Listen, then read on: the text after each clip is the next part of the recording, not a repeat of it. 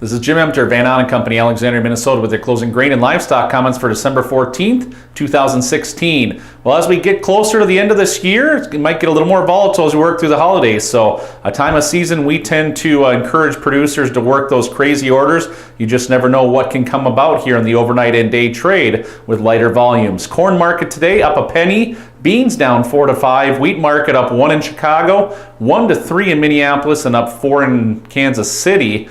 As you look to the overall details of what's moving the grain markets, rains in Argentina forecasted for next week is kind of the catalyst that's kind of pushing beans a bit lower here. Expectations for tomorrow are for good export sales. But another big thing is the FOMC increasing interest rates here 0.25%. That could be a big deal tomorrow. The dollar index is up pretty lofty here after the grains closed, and that'll be somewhat interesting to see how the grains react, especially with wheat being a little stronger.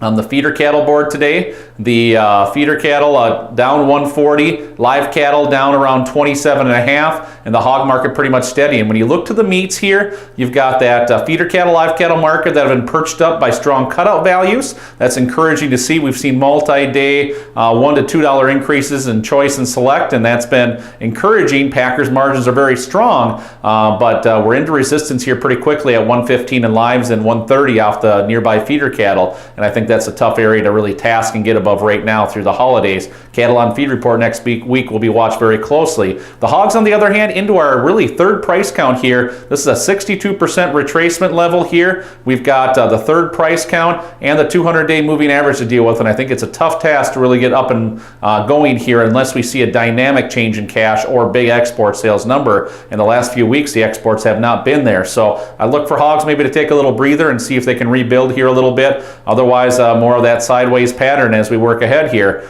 This has been Jim Emter, Van Ahn & Company, Alexandria, Minnesota. Trading in futures and options involves risk of loss and is not suitable for all producers. Past performance is not indicative of future results.